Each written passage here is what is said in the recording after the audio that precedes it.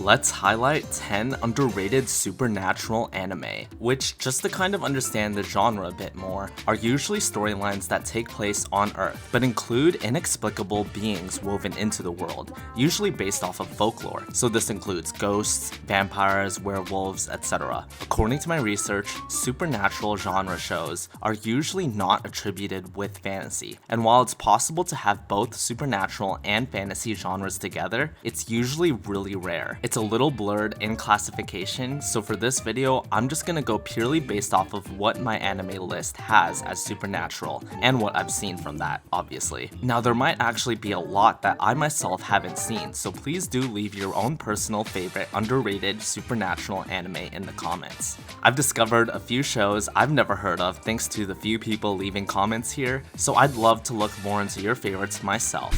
I've already spoken about Ghost Town here on this channel, at least on a YouTube short I think, but I really want to double down and try selling this anime again because Ghost Hound has been one of the most fascinating anime I've seen. The story follows the strange happenings in the town of Suiten. The main character, Taro Komori, continuously has nightmares from his traumatic event 11 years ago, in which he was kidnapped and where his sister was killed. Spirits start roaming the mountains, and another character named Miyako, who is the daughter of a priest, begins to have strange visions. There's a lot of occult that goes on in the town that gets creepier and creepier as we continue, which is complemented beautifully with its eerie sound design. What's also crazy about this anime is how it manages to cram in many psychological aspects in it. Not just in how it's presented, but also how the anime uses the craziness to even educate on topics in the brain, strange dreams, and so forth in an attempt to try and understand just what the fuck is going on. So yeah, the anime is thrilling, eerie, and educational. I actually found out about this anime about 6 or 7 years ago now because I needed to study for my AP psychology exam and couldn't bother hitting the textbooks, and actually finishing the show helped me pass the exam. It's completed at 22 episodes and truly is one of the most unique experiences ever.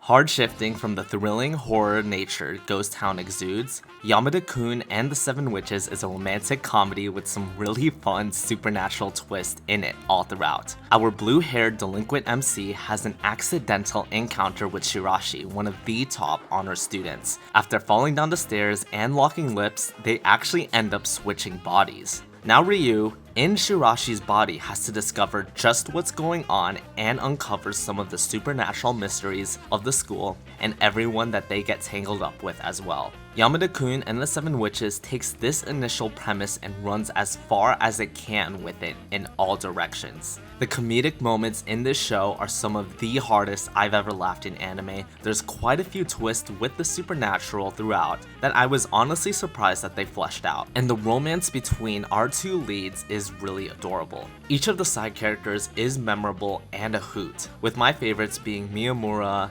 Odagiri, Takigawa, and Rika. Overall, the show was just a fun time the whole way through. I don't want to ruin how far and funny they go with the body swapping and what other surprises are in store, so definitely check out Yamada-kun and the Seven Witches out.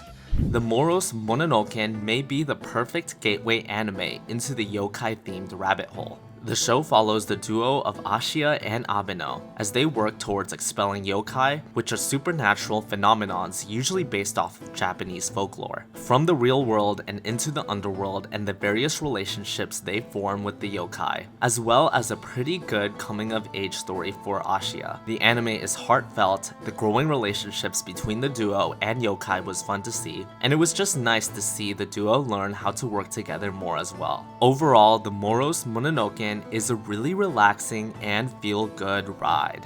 Whereas the Morose Mononokean is a really wholesome, relaxing delight anime revolving around yokai, Natsume's Book of Friends is everything previously, but plunged in greater depths and reach. Tranquil, very emotional, and extremely heartwarming, watching Natsume's Book of Friends not only follows the growth of Natsume himself, but can leave the viewer with a broader and more appreciative perspective in life. Despite spanning over multiple seasons and being pretty episodic, The anime never bores because of its strong themes in longingness, life itself, and the various forms of love. The slow growth of Natsume as he steadily builds better relationships with the yokai and people around him make it all the more gratifying to experience. A new season will be airing in fall 2024, so there's no time better than now to experience Natsume's Book of Friends. It might be kind of a cheat including link click here, as technically it's a Chinese donghua and not a traditional Japanese anime, but it needs to be recommended if you've never seen it yet. I cannot think of another animation that has consistently had me on the edge of my seat, glued to the suspense, and anticipating what's gonna happen next. Explaining the show can be really confusing, so I'll try my best, but don't worry, it's pretty easy to actually follow once you dive into it. The show takes place in a studio with two people with supernatural powers. There's Chang Xiaoxi and Lu Guang, hopefully I'm pronouncing that correctly. Chang has the ability to enter any photograph and take over the body of the one picture, but he needs to live through the events of the photograph as that person. Lu Guang's power is a bit different. After examining a photo, he can foresee any events that will take place in a 12-hour window within the photo. So with them working together, they take on a series of requests to dive into specific photographs, with Chang being careful not to alter the future too much, and Lu Guang communicating with him as his guide. That is just the gist of what they do, and you can imagine how bonkers things can get once we start altering timelines, taking over photos unsupervised, and what's to say there aren't other people with powers around. Link Click has top-notch dynamics in writing, and things turn into a suspenseful thriller real quick, making moments tense, emotional, and honest-to-God jaw-dropping. Season 3 is about to come out, and I'm still reeling in from what just happened at the end of Season 2. I cannot recommend Link Click enough. So I think my anime explanations honestly are pretty all over the place, but Sarazanmai to me is just beyond comprehension. In a weird but oddly entertaining way to watch, it's the sort of concept where the more you try to make sense of it, the less you'll understand, but if you really turn on your suspension of disbelief and just go with the flow with whatever the hell is happening, you'll start to really enjoy and even see some of its cleverness. And by the end of Sarazanmai, you sort of start to make sense of everything going on and start to appreciate just what a wild ride it was. So what is Sarazanmai? Well, Sarazanmai is about a group of 3 boys who get possessed by kappas, and the kappas possess them by inserting themselves into their assholes. There's a whole kappa empire, there's musical numbers, otter demons, 2 fruity police officers, and then the story, as crazy as it gets, also gets surprisingly deep and emotional. It's the sort of show you watch because what the fuck is this? And then end up kinda liking it, and now it's a guilty pleasure.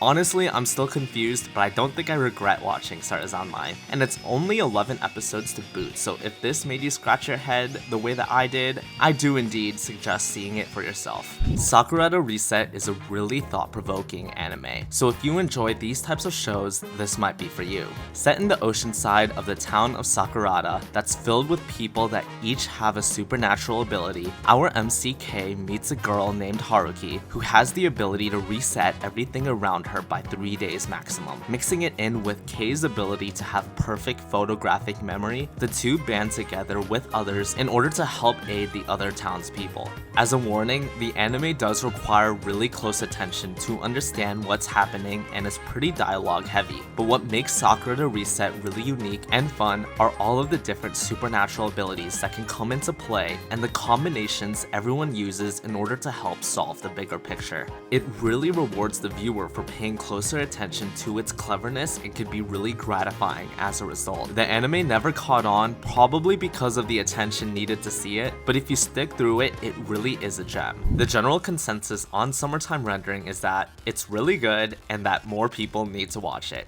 And I must say that, yeah, I'm right there with them. Even though the anime has quite a good cult following, I'm honestly surprised it didn't become a new age sensation in the same levels of Oshinoko, JJK, Dr. Stone, Blue Lock, and more. It had a suspenseful storyline, tense moments, a captivating mystery, completed its entire narrative in 24 episodes without ever dragging, and characters you really wanted to see make it out of the island alive. Summertime Rendering follows the aftermath of Ushio's death, which brings about the return of the MC Shinpei to the island where he grew up. but as he soon discovers the death was not an accident, but possibly a murder. As he tries to investigate, he starts getting wrapped up in something way beyond him that he shouldn't have even touched. But not even that. The whole island itself has actually been wrapped up in crazy shenanigans from the start. That's the most I can say, as it's twist after twist from episode 1 and beyond, and its constant cliffhangers, amazing action, and supernatural elements all make it a top tier show that's generally agreed upon by many. It's for sure a show that I can guarantee you'll at least find amusing to watch, but is honestly so much more than that. So yeah, the jury is out. You need to see Summertime Rendering if you haven't already.